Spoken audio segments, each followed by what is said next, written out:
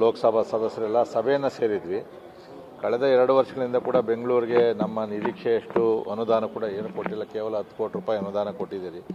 So ಇದು ಭಾಳ ಕಡಿಮೆ ಆಗಿದೆ ಮತ್ತು ಬೆಂಗಳೂರು ಕೂಡ ಭಾಳ ದುಸ್ಥಿತಿಯಲ್ಲಿ ಇರೋದರಿಂದ ನಾವು ಬೆಂಗಳೂರಿಗೆ ಮತ್ತು ಹೆಚ್ಚಿನ ರಾಜ್ಯಕ್ಕೆ ಕೊಡುಗೆಯನ್ನು ಕೊಡ್ತಕ್ಕಂಥ ಬೆಂಗಳೂರಿಗೆ ನಾವು ಹೆಚ್ಚಿನ ಅನುದಾನವನ್ನು ಕೊಟ್ಟಿಲ್ಲ ಅಂತೇಳಿ ಸನ್ಮಾನ್ಯ ಮುಖ್ಯಮಂತ್ರಿಗಳಲ್ಲಿ ಮನವಿಯನ್ನು ಮಾಡಬೇಕು. ಯಾಕಂದರೆ ಈಗ ಬಡ್ಜೆಟ್ ಕೂಡ 7ನೇ ತಾರೀಕು ನಡೆಯೋದ್ರಿಂದ ಬಡ್ಜೆಟಲ್ಲೇ ಸೊ ಬೆಂಗಳೂರಿಗೆ ಒಂದು 15,000 ಕೋಟಿ ರೂಪಾಯಿಯಷ್ಟು ಅನುದಾನವನ್ನು ಮತ್ತು ತಲಾ ಕ್ಷೇತ್ರವಾರು 150 ಕೋಟಿ ರೂಪಾಯಿ ಪಕ್ಷಾತೀತವಾಗಿ ಅನುದಾನವನ್ನು ಕೊಡಬೇಕು ಅಂತಕ್ಕಂಥ ಮನವಿಯನ್ನು ಇವತ್ತು ನಮ್ಮ ರಾಜ್ಯಾಧ್ಯಕ್ಷರು, ವಿರೋಧ ಪಕ್ಷದ ನಾಯಕರು ಮತ್ತು ನಮ್ಮ ಬೆಂಗಳೂರಿನ ಎಲ್ಲ ಶಾಸಕರು, ವಿಧಾನ ಪರಿಷತ್ ಸದಸ್ಯರು ಮತ್ತು ಲೋಕಸಭಾ ಸದಸ್ಯರ ಜೊತೆಗೂಡಿ ಇವತ್ತು ಹೋಗ್ತಾ ಇದ್ದೀವಿ.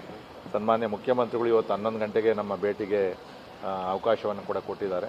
ಸೊ ಅವ್ರಿಗೂ ಕೂಡ ಗೊತ್ತು ಬೆಂಗಳೂರಲ್ಲಿ ಸಮಸ್ಯೆ ಏನಿದೆ ಅಂತೇಳಿ.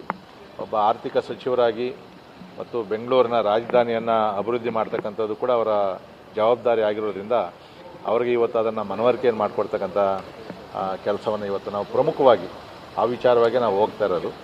ಅದರ ಮಧ್ಯದಲ್ಲಿ ಅವಕಾಶ ಆದರೆ ಇವತ್ತೇನು ಟನಲ್ಗಳನ್ನು ರಸ್ತೆಯನ್ನು ಮಾಡಬೇಕು ಅಂತ ಹೇಳ್ತಾ ಇದ್ದಾರೆ.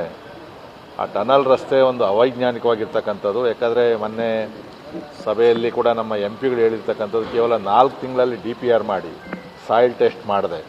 ಇವತ್ತು ಅದಕ್ಕೆ ಈಗಾಗಲೇ ಟೆಂಡರ್ ಕರಿತೀವಿ ಅಂತಕ್ಕಂಥದ್ದು ಪ್ರಕ್ರಿಯೆಯನ್ನು ಪ್ರಾರಂಭ ಮಾಡಿದ್ದಾರೆ. ಸೊ ಇದು ಅರಾತುರಿಯಲ್ಲಿ ಮಾಡ್ತಾ ಇರೋದ್ರಿಂದ ಇದನ್ನು ವೈಜ್ಞಾನಿಕವಾಗಿ ಮಾಡಬೇಕು.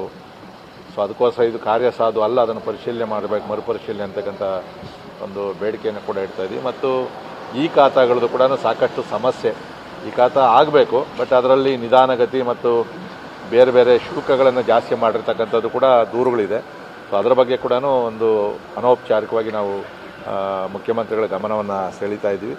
ಒಟ್ಟಾರೆ ಇವತ್ತು ನಮ್ಮ ಬೆಂಗಳೂರಿನ ಅಭಿವೃದ್ಧಿಗೋಸ್ಕರನೇ ಇವತ್ತು ನಾವು ಪ್ರಮುಖವಾದಂಥ ಭೇಟಿಯನ್ನು ಮುಖ್ಯಮಂತ್ರಿಗಳ ಜೊತೆಯಲ್ಲಿ ಮಾಡ್ತಾ ಇರ್ತೀವಿ.